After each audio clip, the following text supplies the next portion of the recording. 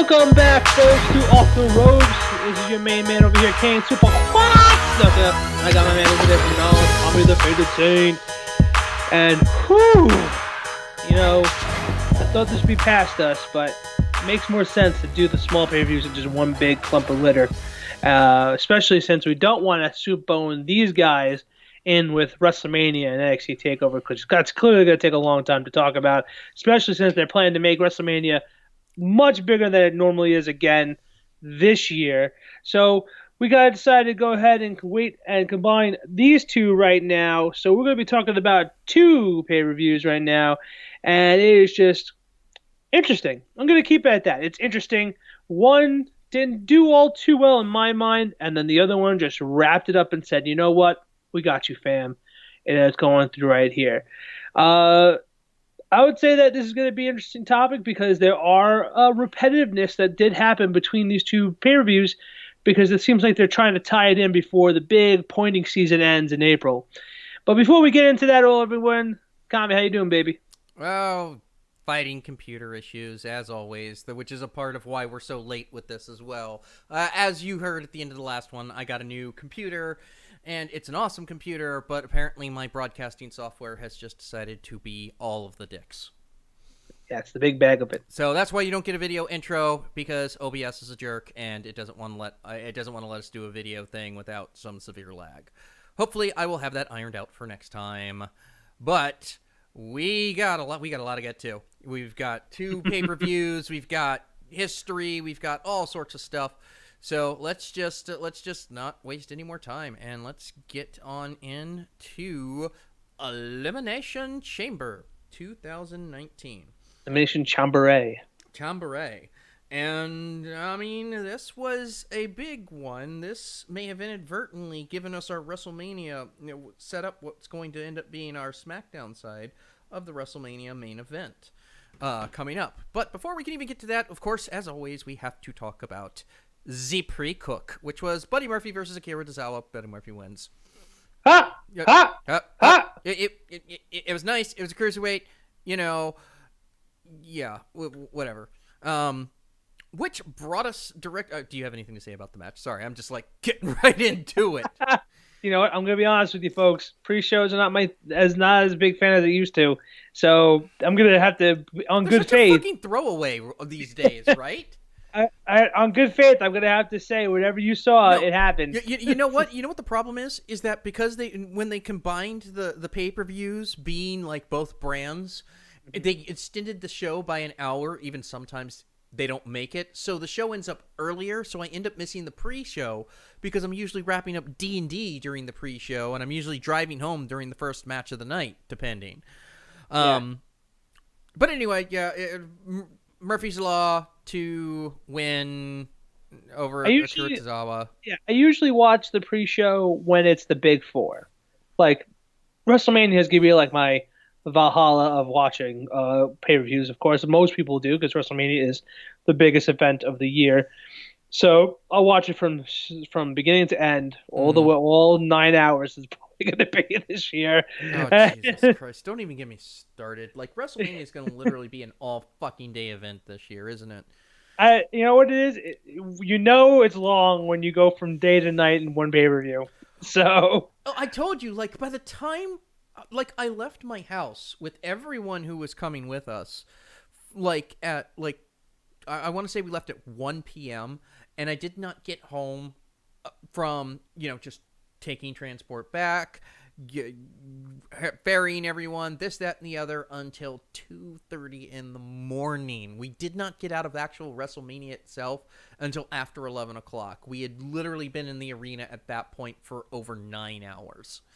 Yeah. It was it's too long, but, It's too damn hot. But that brings us to the first ever Women's Tag Team Championship, Elimination Chamber, and the first ever Women's Tag Team Championship. It was the teams of the Boston Hugs Connection, Sasha Banks and Bayley, Fire and Desire, Mandy Rose and Sonya Deville. We're totally not winning because we all got in trouble in the media earlier in the week. Naomi and Carmella, Nia Jax and Tamina, from the Riot Squad, Liv Morgan and Sarah Logan, and the Iconics Billy Kay and Peyton Royce.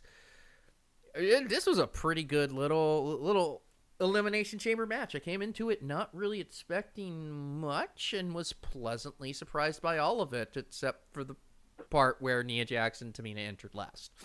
That was. I mean, I was expecting good history here. It was not that I thought it was really good altogether. I really liked the dominancy that Nia Jax provided with Tamina in this. It worked out in many ways to make it look like there was going to be like everybody has to get together like Thanos in Infinity Wars. Just how to get these people out of the way, and they did. They tried really hard to get them out of the way, and I really did like how they threw they threw in this case Sasha and Bailey a bone here by giving them the inaugural win, unlike other wasted inaugural wins. They freaking like teased that. I thought for a hot minute they were going to give it to Sonya and Mandy. They went back and forth. Yeah, really. No, that was that would. You think people are pissed off about everything else right now with what's going on in current wrestling events? They would have just rioted if it was them over Sasha and Bailey. Well, yes, I actually do think they would have done that, and we'll kind of touch upon that when we get towards the end of the broadcast here today because of a point that I want to make going into WrestleMania. But I mean, there was nothing but nonstop action. Like your first one's out where Naomi, who got into a drunk altercation with a cop, and Carmella, who came out, it wasn't really Naomi. It was her husband. No, they pulled her over, and he got out and got. Because he was the intoxicated one. They were both intoxicated. But, no, apparently she was sober as a judge. Yeah, whatever. At that point, so much negative press had happened around that team. Of course, they were going to be the first ones out. I kind of wish they would quit making the Iconics this comedy team. Like, come on, guys. Come on, the women's division does not need a B team, or an Ascension, or a Fashion Police. Fair enough, but also keep in mind that I also think party. Carmella didn't deserve the spotlight either in my mind either. No, I'm with you because it was reasonable. They were already divorcing. They were already separated. They were getting into their own thing, and they got involved, and that was it. Yeah. Nothing else. He wasn't a homewrecker. Look, I've got no judgment, but just at the time it came out with all of the negative press before Corey had his side of the story out. Yeah, she's just psycho bitch. That's it. It was just bad around. I do not know what goes around in all of this. I make no comment about it. It's worth mentioning that of course they were going to be the first ones out because there was just so much bad press around that team. Fair enough. It's an unfortunate situation. It is, and I hope it irons itself out for the kids. But regardless of the fact, your winners and the first ever Raw women's, or not even Raw, like the cross-brand, women's tag team champions, Bayley and Sasha Banks, the Boss and Hugs connection. Which brings us to another tag team match, which was surprisingly decent. We are, of course, talking about the champions, Miz, which is Shane McMahon and The Miz, versus the Usos. Now, I have to go into this saying, at this point, I thought, why do you need to give Usos belt again? Of course this is going to be like them doing it together. Nope. I'm going to tell you right now, they gave the Usos the belt again. If you didn't see it, that's exactly what happened. It was welcome to the Usos penitentiary, and Candy's on the right. And it was I mean, that ending just came the fuck out of nowhere. He went for the skull-crushing finale and got rolled up, and that was the end of the match. Yeah, but I'm digging this face version of The Miz. Like, it's worth it. It's much better than the last face version of The Miz. Yeah. Whose defining characteristic as a face was concussed. Yeah, no. Do you remember that? Do you remember that? I'm denying it right now. That's back when Bray Wyatt debuted for the first time, there's another guy we haven't heard from in forever. No, okay, that's fine. It was a pretty good match. Shane continues to really kind of in this. Well, I mean, Jesus Christ, man. I mean, he's He's out there doing it like a Hardy. He's jumping through tables and jumping off of stuff. You know, you can't But argue. also wasn't this also when they pretty much had the Miz do? I mean, had McMahon do like everything while he was tired as hell, as well. No, that had been earlier. This was McMahon had taken out one of the Usos, and Miz was going to get the other Uso, and just when he was going for his finisher, got rolled up, and that was the end of it. Yeah, And GG. your winners and new 5-time or 6-time. I've honestly stopped keeping track at this point. Tag team champions, the Usos. Which brings us to one of the weirder matches on the card. Of course, I'm talking about the 2-on-1 handicap match for the Intercontinental Championship. Mr. Aber himself, Finn Balor, Finn versus Balor. versus Burby Lushley and Leo Rush. I don't know how much I like this, the immortal or whatever. What is it? The almighty Bobby Lashley. Burby Lashley. Heel Bobby Lashley's good. Just gotta give it some time. Is it? Is I it say though? so. I say so. I mean, in Leo Rush, I've always been kind of on. Nini. I mean, the positive part of this match was it was actually well thought out. Finn, like, completely taking Lashley out of the equation at one point, and then just wailing on Leo until coup de grace, and your winner and new Intercontinental Champion, Finn Balor. He's just one title away from being a Grand Slam champion. Now here's my question for you, and this is just because I'm concerned about when people are now signed to WWE. Are they just doing it knowing they're just literally being hired for just a paycheck at this point? Because I feel like Bobby Lashley didn't come back to WWE to say, you know what, it's my time. Because I don't feel like that's going to happen. I'm pretty sure that's exactly what he thought was going to happen. But why? He's considered old man in Vince's eyes now. Here's the problem. If this was the 80s, he would have been Macho Man at this point. Maybe, but maybe not. But I mean, like, look right now. You've got AJ Styles who's pushing 40. You've got, Kurt Angle who's pushing 50. Shawn Michaels and Triple H who are both in their 50s. Kane who's the grandpa. The Undertaker who is 60 at this point. Wait, hold on. Why is Undertaker 60 when you say it, but Kane is grandpa? Kane is grandpa. Like he's legitimately got he's got grandkids. I get that, but I mean, you like Undertaker's 60. Kane is grandpa. Because Is he 61? I am not afraid of Glenn Jacobs.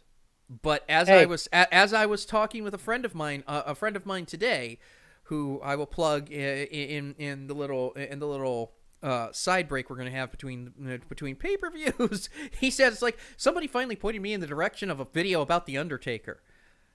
I start to understand the weird machinations of your mind now, Kami, and it's just like, okay, I guess. I mean, like, I told you, I tried explaining this to you once, and he's like, yeah, but you told me he was an undead wizard that had supernatural lightning powers and could occasionally raise the dead. It's like, yeah, when the video tell you that he was an undead wizard that has supernatural lightning powers and occasionally raises the dead. It's like, yeah, like, what did you think I was lying? Maybe. I mean, like, and it's like whenever you come up with one of those, that's my go-to line whenever somebody yells wrestling is fake at me. It's like, really?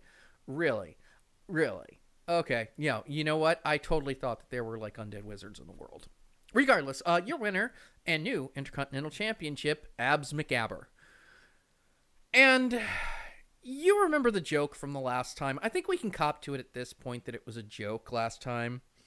That my whole little thing about Brock Lesnar, like, leaving the room and it being over.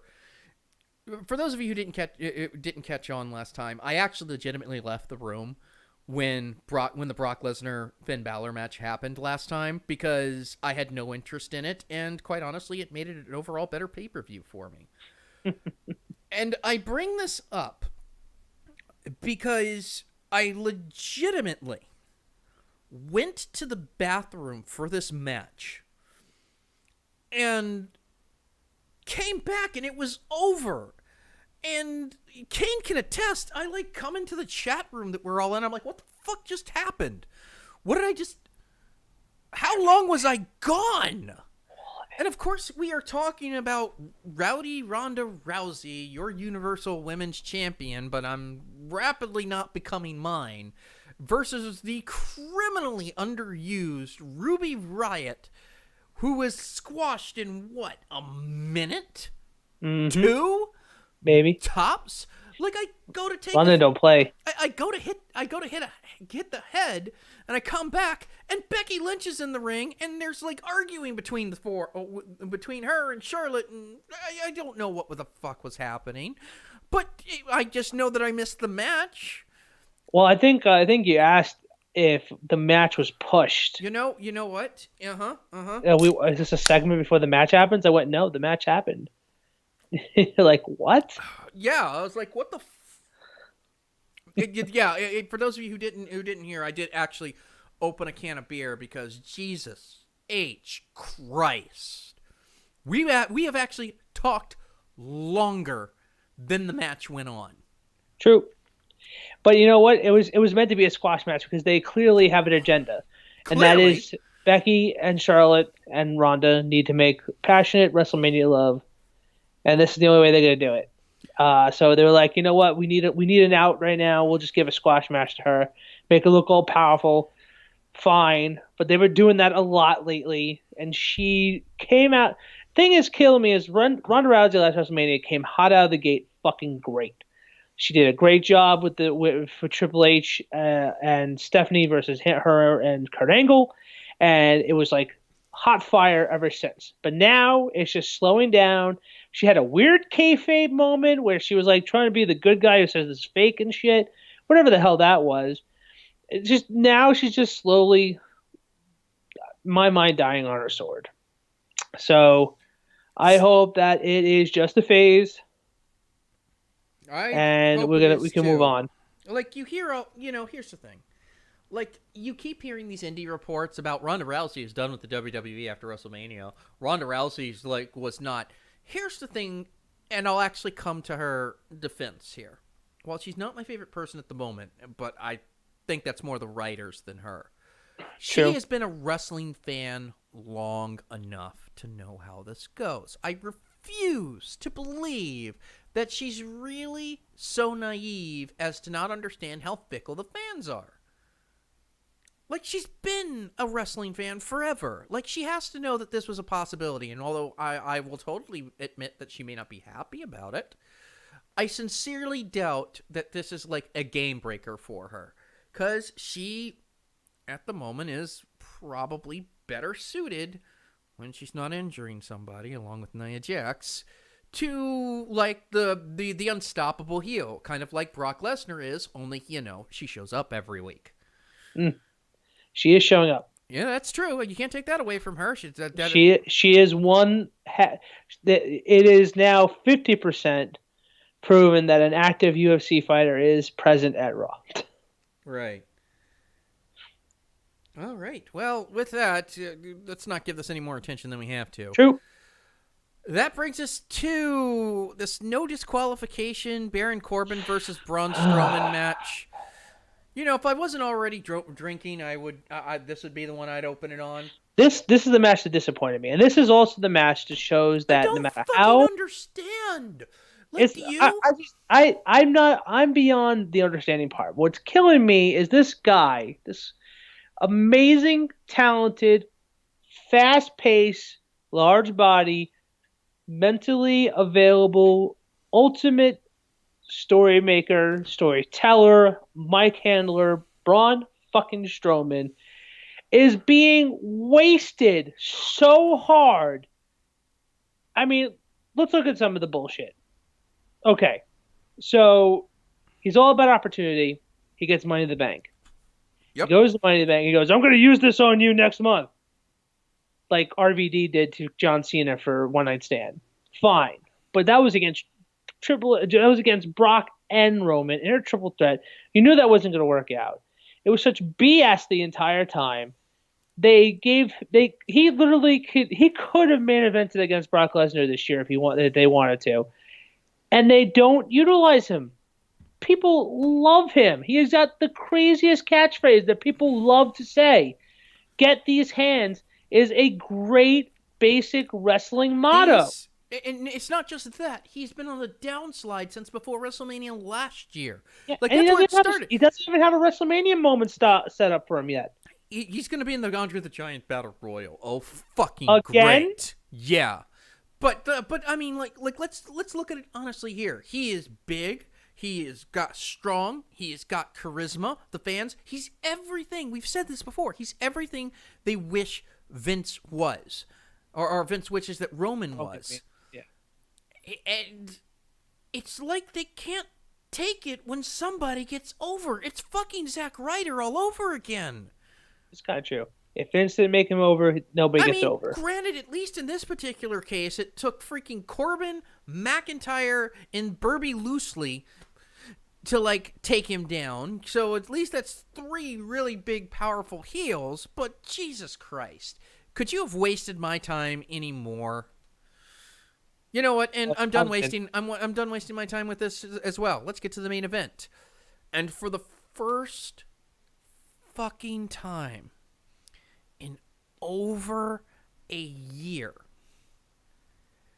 the WWE World Heavyweight Championship is being defended in the main event. It is your boy D. Bri versus AJ Styles versus the reason why I need a new kidney and a new liver, Randall Q. Orton, versus Samoa Joe versus Jeff Hardy versus Kofi Kingston, who was replacing Mustafa Ali, who had basically had a spine injury. He ended up with a black eye, and his eye was swelled shut, and he had a shoulder injury, and they were just like, go home.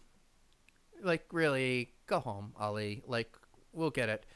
And this fucking crowd, like, was so hot for Kofi. Nuclear. Like, nobody else, nobody else needed to even be in the match right there. They were just for it. Like, no joke. I am sitting there on my social media screaming in all caps, how dare you make me care this much when I know how this match is going to end. I know how this match is going to end, and I'm still going to be fucking furious when Daniel Bryan retains. And they teased it. There were a couple of times, for like the briefest seconds, I thought they were going to pull the trigger on him. I thought they were. For Coffee? No. And I did. They had me fooled a couple of times, like real quick, even though I got lost in the moment. I don't mind telling you, I got lost in the moment. But then the inevitable happened, and your winner. And there were some other great spots in here too. Like there was. Like I feel like I'm glossing over everyone else. Like Jeff Hardy like crashed and burned. Samoa Joe was pretty dominant throughout it. Fucking Randall Q. Orton. The less I say about him, the better we're all. Well, I don't know. I thought Randy did pretty good pulling weight. I mean, the problem with a match like this, you have to also look at the paces they need to put themselves in to make sure everyone stays on par. Everyone's got to do their sleeping moment. You know, sleep in a corner from getting hit somewhere. Sleep in this corner for being hit in the face. You sleep in that corner after being put through a table. The heavier the situation, the more sleep time you get. I get that. So they got to work on those. But what kills me is that they are developing an underdog story that's not being used right. Yeah. Which is what made you believe in Coffee possibly winning. And I think that we're going to get more into that coming up next. But yeah, your winner and still the planet's champion, Daniel Bryan. I hate that belt, by the way. I love that belt. I love that belt so much. I would hate. I hope it doesn't get sold, because if it gets sold for the price that you paid the other ones for, I'm going to be pissed. I love the belt because you hate it so much. I really do. It's not a belt. It's literally. It's the spinner belt for the millennials. No, definitely not. Yes, it the is. spinner belt at least was a belt. Yeah, that's Still a belt. It's physical just a wooden belt. There's nothing. It's There's nothing in the definition of a belt that says that it has to be leather or anything like that. It's economic. It's ecologically conscious. He's saving the planet. Kane, he is saving the planet. He is trying. I need to open up another coal mine. I need to start fracking. I need to do everything in the world. He is trying to save you. No. He's trying to save all of us. No. At any rate, that was in fact Elimination Chamber. Look, it ended on a high note. I fucking hated it. I think at the time I said C. I think I'm gonna go B-.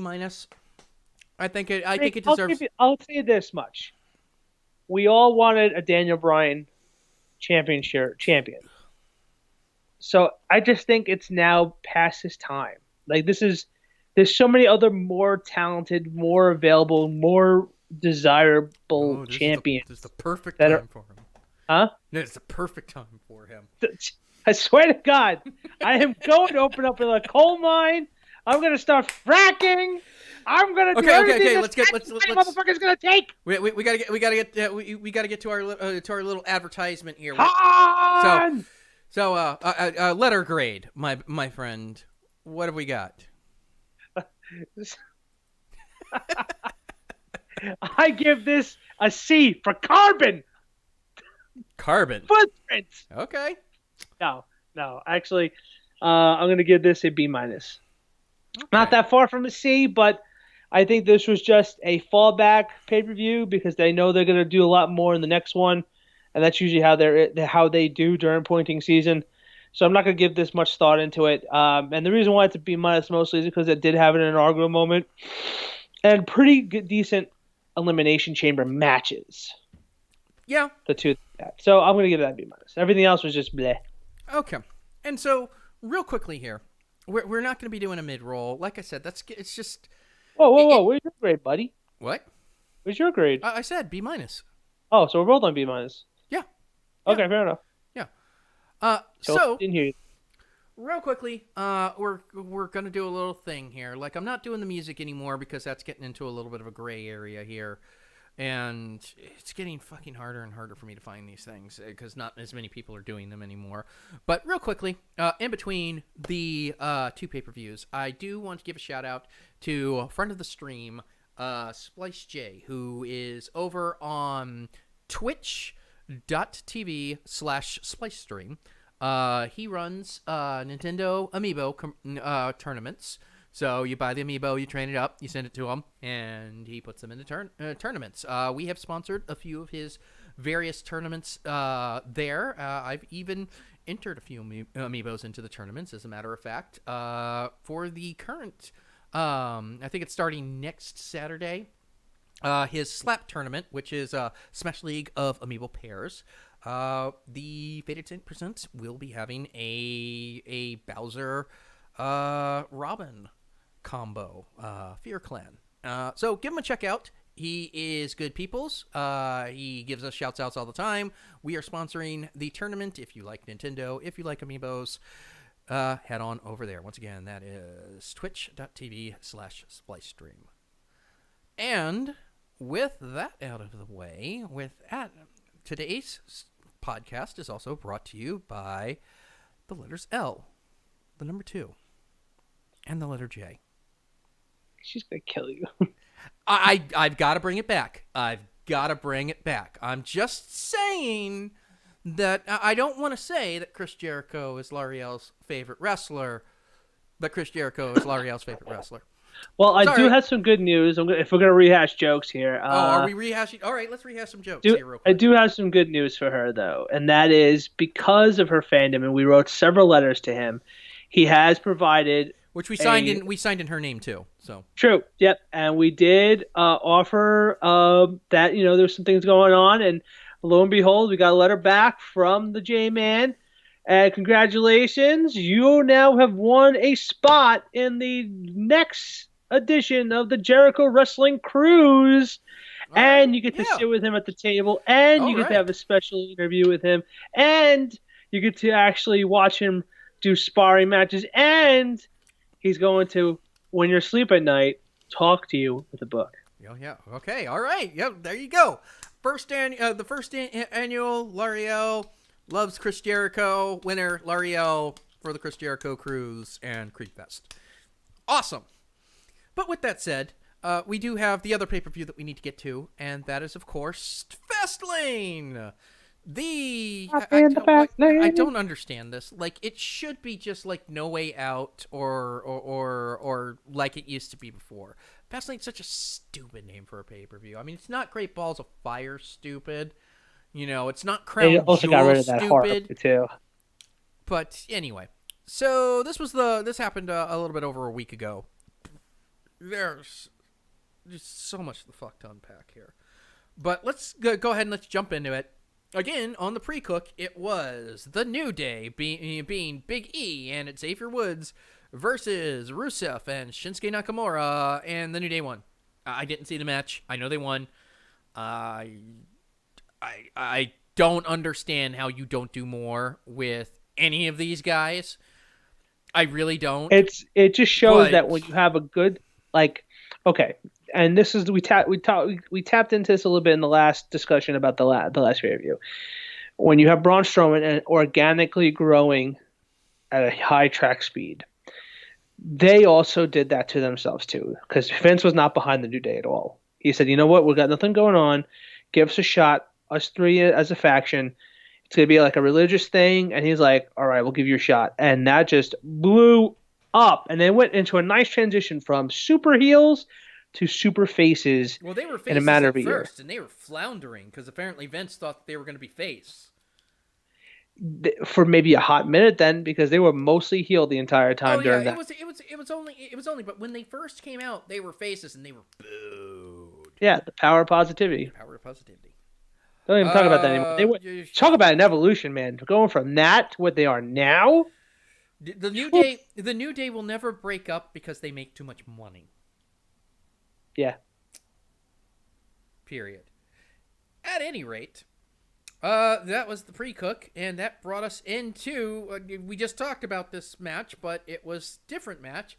The champions, the Usos, versus Miz, and this was decidedly not as good as the other one. It was all right. No. I don't know what you were watching, because that match was much better than the last one. Really? Because this one was all out. First of all, the Miz was an all-star. He did a lot of the legwork. They kept putting the Usos did a great job keeping the Miz out of the situation too. Like, there were some great strong moments, and he poured his heart out. The match was strong in the sense of everything going for that kind of underdog situation, getting the titles back. And granted, your winners and still the tag team champions, the Usos. The real story started after that, folks. Yeah, so after the match, there was, like, the Miz's dad was there because Cleveland, I guess, and hometown, and like they made a big deal about it. Oh yeah, at the beginning of the other pay-per-view, Maurice announced that they were pregnant again. So yep. That's the thing. Big thing. That's right. Then so they come out, and then, like, oh no, they lost. So sad. And then, Miz gives his dad a hug, and Shane's like, yeah, it's cool. And then they go to the back, and the Miz just beats the shit out of, or the McMahon beats the shit out of Miz, and makes fun of his dad, and then just kind of walks off. So that's about the point where you were like, I thought you said that we were getting Miz versus Daniel Bryan at WrestleMania. Yeah, and I was like it's not happening. And I was like, yeah, that was until Kofi, like, we got that amazing response last pay-per-view, and they decided they were going to go with that. It's all right, match. Like, it is what it is. I think probably the problem with me is that Shane McMahon is better in small doses, and getting him in back-to-back pay-per-views in under a month was probably a little bit much for me, and that's probably why I don't think so much of the second match. I might go watch the second match again with fresh eyes. Watch that. Just watch the way how the Miz tried so hard to pull this off for them, and that makes more sense about how much of a dick Shane is now because of what he did. Yeah. So it just elevates it. So yeah, rewatch that. Okay. You'll see. I'll do that. Which brings us into for the first time in a while, the women's champion Asuka versus Mandy Rose with Sonya Deville at ringside. God damn, that ending was so fucking stupid. Like, it did no one some favors. It didn't really let Asuka shine. It Nope. made Sonya Deville look like a yarbo. And it made Mandy Rose look just like completely inept. Who trips on the ring apron? You step on it and then you step off it, and that's about it. Like, really? Like, Yeah. I think the whole thing was supposed to be that, like, Sonya was giving her an advantage or something like that, and then one misstep, and then now they're mad at each other, or maybe they're not. I don't know. I'm off on topic here when it comes to this stuff, so I don't know. I gotta be honest. Every time Mandy Rose talks, like, it's just like I hear, like, TV static, and that's it. And, it's just like whatever. Yay! Asuka was on a pay-per-view. Hurrah! That's about it here. And then we got my boys, the top guys, the Revival, your Raw Tag Team Champions, versus Gable and Rude versus Aleister Black and Ricochet. And my God, everyone came in. Hold on. What? Did you literally just skip the plot twist to Kofi Kingston? Oh fuck no! They don't have a card for this thing, so it's not my thing here. So, oh god, how am I going to handle this? Okay, so you know what? I'm going to go back to the Fastlane logo because I didn't have enough time to make a card for this. So there was this to be fair, there's a rule we have here. If it's not booked, if it's not on there, we don't review it. But it's kind of important. I'm pissed that they're making me do this. So there was kind of a plot line that was going on the pre-show where Kofi was waiting for Vince, and he was waiting up until, like, right after this match with Asuka, and, like, Vince was like, "I was waiting here for you." It's like, you told me to wait outside. And then, like, Big E and Xavier, like they have for years, were like, "You need to give this man a chance." And he's like, "All right, that's fine. You know what? Yeah, I'm gonna make the World Championship match a triple threat match." And Kofi comes out, and then we find out, but no. Oh, but the no. Guess what? This is a handicap match. It is Kofi versus The Bar. And, I mean, it was just like a one-sided ass beating. New Day finally comes out, and then it's meant to give you that underdog feeling. That's pretty much what they're doing. It was a waste of my time. It was a waste of your time. It was like, fuck, man. If unless you were going to pay this off with him winning somehow, then why? This was not worth my time. I mean, I guess you needed to get the pay-per-view out to 11 so that you didn't end up ending 40 minutes early like you did for Elimination Chamber. This is true. I mean, but honestly, though, I did think that this is kind of needed because they definitely want to give this, like, give Kofi a chance moment. And this is, like, perfect way to be like, why are you doing this? Which this was just a trend for the night for them just fucking up everything. Then they didn't do a boring chant, but they did something similar to that during this match. They were chanting this as bullshit. Yeah, well, I think it was something else, like, but it is something very close to that. But yeah, either way, it was still. It was unless Kofi was going to win, it was pointless. He didn't win, so your winner's The Bar. Moving on. Okay, so Raw Tag Team. That was pretty fucking cool. I'm not the biggest Aleister Black fan. I may have called him a pudgy Viking on a couple of occasions. There's definitely some audio footage of me saying that he looks like he's never met a ho-ho he hasn't liked. Yep. And I'm pretty sure there's not gonna be a moment ever where he's not gonna destroy you in real life. Oh no, he's going to kill my ass. He is going to straight up off me if he ever sees me. Like he's gonna just like appear here. What did you say? It's one of these days I'm just gonna see you on camera and he's gonna you're gonna see him on camera and you're just gonna see him just Yeah. and it's just gonna be like he's right behind me, isn't he? It's like, yep. Oh god. And the music's gonna start. Ricochet was amazing. Chad Gable was amazing. I'm sure Bobby Roode was in the match at some point. The Revival was amazing. Very uncomfortable with the fact that these great talents from NXT are now just being tagged up. I don't like it either, but I mean, what you gonna do? It's better. It's better than them just Bobby Rooding it. Bobby Rooding it. I mean, he came up with such fanfare, and then it's just like, no, I'm in a tag team with Chad Gable. This is true. So, somehow, some way, throughout this absolutely spectacular match, and I cannot illustrate enough how good Ricochet and Chad Gable were in this match, and I cannot illustrate enough that I'm 80% sure that Bobby Roode was in the match at some point as well. But your winners with the Shatter Machine, the Top Guys, the Revival.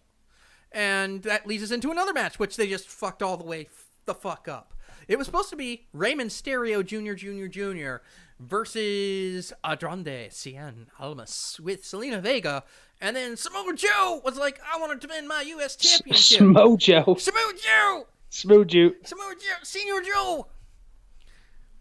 And somewhere R-Truth got into this, and it turned into a four-way, which was fucking spectacular.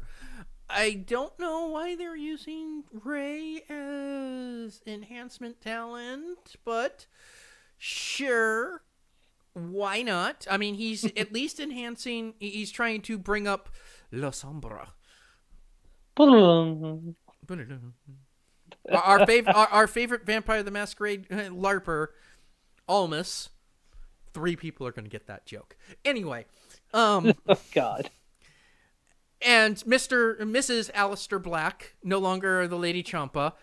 But, I mean, it was a great match. It was a great showcase of Joe. At least they finally gave Joe a fucking title. And at least they're finally putting the U.S. title on the fucking show. So, hooray for that. But Jesus fucking Christ, stop pulling this, like, backwards bullshit stuff on us. Your winner, and even though he's not on the graphic card that you guys are looking at, your winner and still champion, Samoa Joe! Smo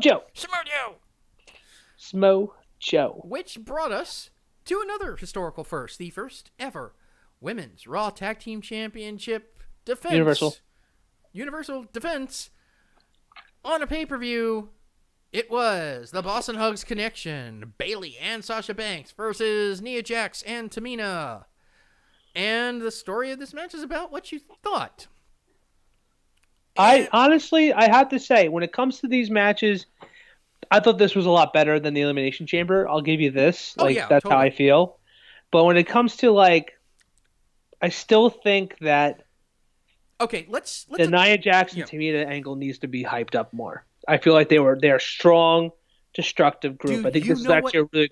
Do you know what actually needs to happen? Nia Jax needs to go the fuck back to NXT. And she needs to learn. There were 2 spots where I was definitely scared for Sasha. Because Sasha's always known to be bump risky, though. There's bump-tastic, and then there's completely... No, bump risky. I've seen two separate wrestlers that are considered very strong and talented almost look like they ended her fucking career. Like, remember Charlotte with the fucking neck-breaking move on the outside? Oh, no, I remember that. But, I mean, Nia straight up dropped her twice when she was supposed to catch her. And had to do it, like, especially on that bump on the outside, right before Bayley went over. Like, I thought, like, she went headfirst into the ground. And the story of this match, although winning out of nowhere, your winners, and for the first time ever, having retained Sasha, hooray for you, the Boston Hugs Connection. What the real story was the beatdown after the match, them getting Beth Phoenix, who really, if you're going to put Beth Phoenix out there, you guys need to figure out how to distinguish her from Renee. This isn't this isn't a criticism on their commentary abilities, but they sound very similar, and there's just it's difficult for me to figure out which one's talking. But regardless, Beth Phoenix got involved. My wife, Mrs. Neidhart, got involved. They laid waste to everyone, but I mean, yeah, it looks like we're going to be getting, it looks like we're going to be getting Beth Phoenix and Eddie Neidhart coming back as the Glamazons at Wrestlemania. That looks like it's going to be a thing. You have anything else to say about the match? I mean, like seriously, like Nia... I think you and I are disagreeing on Nia Jax. Yes, there is a lot of green going on in a lot of these situations. She's got a fucking graveyard of bodies. I don't think she needs to go back to NXT. I just think she needs retraining. But doesn't need to go to NXT for that. That's what NXT is. I think she needs to be off camera for some dark matches. She needs to be. But you know what's funny though? She's not even in the spotlight of most injured problems right now. Fucking Mandy Rose is on the hot seat right now. I believe it's. Yeah, she nearly broke Asuka's neck, and then Ronda took out Alicia Fox, and apparently the reason why we haven't seen Alexa yet is because she's fucking still not cleared after the heinous combo of Nia Jax and Ronda Rousey back to back concussing her, and it's they gave her special permission just for the Royal Rumble, and that was it. Right, that. I don't like it. They need to do something about it. She's dangerous. True. Which brought us to the WWE World Heavyweight Champion, and thankfully, finally, the last match that they fucked with. It was originally supposed to be your boy D-Bry versus Kevin Owens, who Mr. McMahon had said deserved the shot at Daniel Bryan more than Kofi Kingston did. After not being around for fucking a year almost. And I will give it to Kevin. He's made little tweaks to make his shtick work as a face, and I've enjoyed it. I'm a big Kevin Owens fan. I think he needed to go away after the way he had been treated at the end of the Braun Strowman feud. I'm glad he's better. And they decided, true to his word, Mr. McMahon did make this match a triple threat. And Mustafa Ali came out, and okay, fine. He got back the thing that he was supposed to, the opportunity that he missed because he was injured at Elimination Chamber. But nothing. This was an awesome match. I think Ali made it a little bit better. I mean, once Ali was introduced, you kind of saw how this match was going to end. But I'm not mad at it. He's a great wrestler. He was all over the place. He's fucking True. Here and there. He's apparently got his big feud with Rowan and something. And, there were a couple of times where you legitimately thought Owens was going to make it, but just by the skin of his teeth, Daniel Bryan managing to freaking take him out, give the flying knee, take down Mustafa Ali, 1, 2, 3, your winner, and still the planet's champion, trying to save it for you and me. He is our champion. He is the champion of the entire planet, and his sphere of influence may actually go out to the moon as well. But Daniel Bryan. So do you have about $60 million I can borrow? Not laying around. Why? Because I think that's just the amount I need to start a new fracking business. Man, I left my $60 million in my other pocket. So, damn. I know. I need to do something for Daniel Bryan. Yeah, I'm sure. Just eat a bunch of meat, Adam. Oh God, that's right. He is a vegan, right? It's difficult to tell with him. That's true. So that brings us to, and I hate to sound like this, but that brings us to this. It was Charlotte versus Becky Lynch. If Becky Lynch wins, she's in at WrestleMania.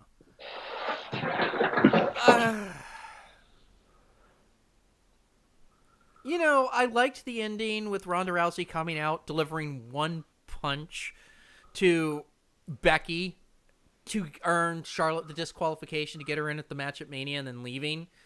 And just like that, with the exception of that, this was really unnecessary. Yeah, I'll give you that. It was... Is she really injured? Or is this a work? Is Becky really injured? Maybe. Because No, if she's not, probably not. then just Honestly, I don't know what's going on with them sometimes. But I have to say, this could have been a good match. They're known to have great matches, and they just wanted to. I feel like they ran out of time or something. It's just how I feel because it was a very quick match. It wasn't like it was sitting there. Yeah, but what they were doing with the match was not great. No, it was really slow. Yeah. You take one of Becky Lynch's legs I think away from her. I think they were waiting for Ronda. Yeah, your winner by disqualification, but it still counts because all she had to do was win with one leg. Apparently, Becky Lynch, she deserves so much better. She's the fucking hottest thing in wrestling right now, and this is how they're using her. In general, she's just fucking hot. Yeah. Well, at least the man is doing great. She is doing she's unbelievably well. She's the best. Period. But that brings us to the match we all knew when it was announced that was going to be the main event. The last ride of the Shield. That's all in quotes. Yep, Dean Ambrose, Roman Reigns, who is, thank God, cancer-free, and Seth Rollins.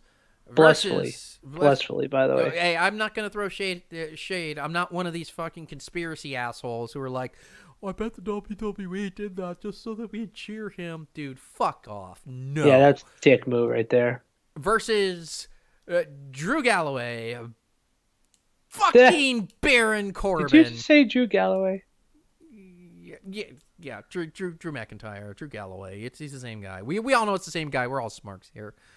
And the almighty Bobby Lashley. Burbaloshk. And let's be honest, this was there was a lot of good spots. There was a lot of bad spots. You got some classic Shield stuff in there. You got some classic Roman stuff in there. I didn't mind the drive-by. I didn't mind the Superman punch. I didn't mind the spear. I loved the triple power bomb. It was all right. It was predictable, but it was all right. Your winners. It was a fucking snooze fest. It was the last ride for probably one of the best factions of the last 10 years. I know. I just, you know what it is? You know what? Why it's, what's annoying is it's obviously it was a nostalgia kick, obviously. But what kills me is they keep on promoting this. The reason why this is going to be a once in a lifetime last thing. Yeah, makes you think. Dean Ambrose is not signing back with the WWE. I'm like, when you actually introduce and say that out loud, that just makes it more obvious that it's not going to be the case. He's probably signed, and he's probably going to go away for 6 months, and he's just going to make a surprise return or something like that. And if he decides to do that, that's cool for him. But, I mean, the Shield was always going to win. This was Roman's first match back.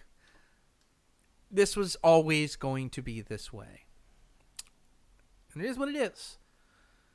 And that was Fastlane. And I'm going to give it a solid C. It was average, I feel. No, it was definitely a B this time. Okay. There was good matches, and it definitely hyped up the ramp they needed for Mania. I also liked how they did the coffee angle, making him look like, he's not being considered seriously. All these good works to have this lineup for WrestleMania. The only thing I'm upset about is Braun Strowman pretty much being wasted, but he wasn't in this at all to even be used, so I can't really use that against him in this scenario. Yeah, he's feuding with the fucking two assholes from Saturday Night Live right now. So. Yeah, no, fuck that noise. And that kind of brings me to, well, I don't have a logo up, but we're gonna... Though I do hope that he goes and actually becomes on SNL. That'd be awesome. Hopefully, but I'm not really. So... Here's the thing. You mentioned the Kofi thing. Mm-hmm. And while this has got to end with him winning, this has got to end with him winning the championship the way they've built this up. Here's the problem with that. I keep hearing this thing where I was not a fan of the match at Fastlane. I was aggravated by the build-up in between Elimination Chamber and Fastlane. I was aggravated by how much I cared, despite the fact I knew what was going to happen at Elimination Chamber. Like, I was legitimately pissed that they were teasing us this hard, and I'm just like, you're not going to do it. You're not going to do it. And on this show, I know this may come as a shock to many of you. I get kind of a reputation for being a negative Nancy. Horribly. And I reiterate now, as I do every time this comes up, I don't like being this guy. I really don't like being this guy. But it was what? November, the end of November last year, when Vince and Shane and Trips and Nips came out, and Trips and Nips. It was, we haven't been doing our job. We haven't been doing what's best for business, but now we are. And people have kind of called out, like, the way they've kind of wasted Becky in the last month, the way they've wasted Asuka since the Royal Rumble, the way that they've really done nothing with the U.S. title, the questionable decisions they've made in the build-up with Kofi, the whatever the fuck is going on with Brock Lesnar, and they keep coming out with the same line. You just gotta trust us. So I want to take a moment to respond to that line of thinking. You just gotta trust us. Why? What in the past 5 years has trusting you got us? The whole reason why you had to go out in November and say that we haven't been doing our jobs is because last year, on 4 separate occasions, Raw hit a ratings all-time low. Attendance is atrocious. Before I swore off Raw, I went to the last Raw before the Hell in the Cell, where I really lost my fucking shit at that ending. And I got a freaking floor seat for $20. Floor seat on the aisle. You can see me in Finn's entrance at the end of the night. But this is why you had to do this. And then you want to sit here and you want to say, trust us. No. Trusting you got us 5 years of Roman and Brock. Trusting you has gotten us 2-time Universal Champion Brock Lesnar. Trust us has gotten tag team champion Nicholas. Trusting you has not paid off. So I don't trust that you're going to do the right thing and give us what we want with Kofi at WrestleMania and give us the build-up he deserves. I don't trust that you're going to give us what we deserve and the coming out of Becky Lynch. I don't trust that you're going to take the belt off of Seth, because I was sitting in the fucking Superdome when you should have taken the belt off of Brock Lesnar and you jobbed it to the greatest Royal Rumble and kept it with Brock. And what did he do? He threw the belt in your face as soon as he got into the back. I don't trust you. And more than anything, I certainly don't trust that you're going to let Seth, Becky, and Kofi all win in the same night. I sure as fuck don't think you're going to do that. 1 or 2 of them are going to not have to win their match. And it's going to probably be whoever's not last is the more likely to not get it. And I get it. You can't make everything predictable. But, maybe this year you should. You should just commit to the happy endings. Because what has everything else gotten you? Nothing.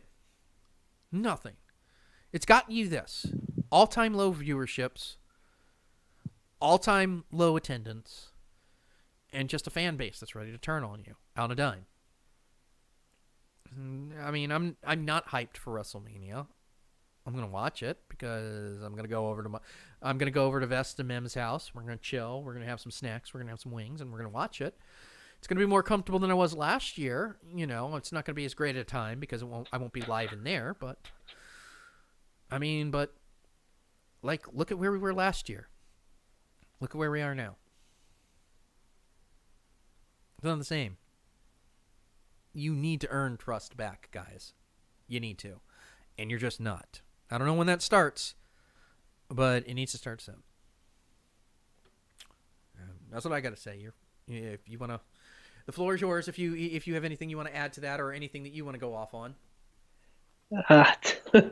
Saint, man, that was, I mean, completely unexpected for me to hear you today, man. That was just well preserved. It packaged perfectly. I think your final thoughts on this one was just spot on. We don't have the ability to believe in them right now. The McMahon family has always done their own thing. And even when they say they're doing something for us, it's always somehow a work. Yeah. And that is just how it can happen. I, though, have to say, being that someone who does watch Raw and SmackDown still, very vaguely, not as much, I still think that they am still listening some way or another. I always think that they have their stories vested months in advance and they need to do the change ups as best as they can to accommodate them. But when they don't have to, they won't. And I think that when something bad happens, they have the best stories because now they have to fix the problem that's going on. And that usually changes up a good moment. But there's nothing that, I mean, coffee is like the only thing that's revolutionary. And I think that this is going to be an actual thing. I think that this was a mistake because Mustafa got hurt and Coffee got white hot in that match. People want this to happen. He has been a veteran for a very long time. The stars are lining up. This is a good moment to have another Daniel Bryan situation happen in front of them with Batista and Triple H. I agree. I mean, Batista and Randy Orton and Triple H, I'd say. Yeah. So. I agree. And, to further that point, do you know who honestly has me believing the most in the Kofi storyline right now? It's Big E and it's Xavier. Yeah. Because they've been consistent for years now. They were actually asked once. They were asked again this last year, but they were asked before the other Royal Rumble. What would you do if it came down to you three in the New Day? In the New Day, like you were the last three. And very sincerely, Woods said, it's like we would all hug in the middle of the ring, and me and E would go over the top rope. And they're like, what, really? Like, you wouldn't fight? It's like, nope. Do you know how much this man has given to this industry? He deserves this. We love this man this much. We would go over, no question. Yep. There is not a question. And just the way they have played them advocating for Kofi, the way that they have just sat there, you can taste that they want him to win as much as Kofi wants to win. And it's not like Kofi is one of those puppet masters kind of situations. He is deserving of their respect and their belief in his leadership. And that means he as a matter of fact, if I understand this correctly, he was the one that backed up the New Day story angle that Xavier Woods was trying to put on the table. He's like, "Oh, I need you." He's like, "Well, you need someone who's going to be I can trust on there." And Coffee's like, "I'll join. I'll make this happen with them." Yep. And that's pretty much how that goes through. They owe a lot. Big E was Big E was floundering, and he Woods had his IC run for a little bit, and that was back it. And Woods had just inherited Brodus Clay's gimmick as funk dancer. Yeah, and it's bottom line, nothing was going on with his life. That's why nothing was going on in his career there, and that saved it. That those two made it happen, and they became big time merch. That's a big deal. Yeah, it's a huge deal for a wrestler. You could. I think that a lot of that defines a lot of your answers to why wrestlers don't have certain championships and stuff. Yeah, no, I agree. Like, did you see that? Did you see that video file that Big E put on Twitter about how we're stuck in the mountain, you can never go to the top unless they want you to. Or there's always an order and all that kind of stuff. That was pretty strong. It was pretty poetic. But that's all them. And again, natural. Again, I hope it happens. I hope I'm wrong, but WWE, you need to step up because it's not working, and AEW's right around the corner, bruh. Oh God, I don't want to get into that. Yeah. We could spend another hour just talking about that. But we won't spend another hour talking about that. And when AEW comes out, we'll figure out what we're going to do with that. But for right now, we are going to go ahead and we're going to say thank you all for joining us today. If you want to get in touch with me, I am your boy, Kami the Faded Saint, and I am on Twitter at Faded Saint. I am also kamizite.tumblr.com if you'd like to throw me some questions. If we'd like to thank Michet for our closing theme, Picnic in the Reactor. We would like to thank All Arounda for Destruction, our opening theme. And next time we're going to talk to you, we're going to be talking to you about the NXT TakeOver and WrestleMania 35. Man, can you believe that this marks 4 years that we've been doing this? Oh, please don't remind me.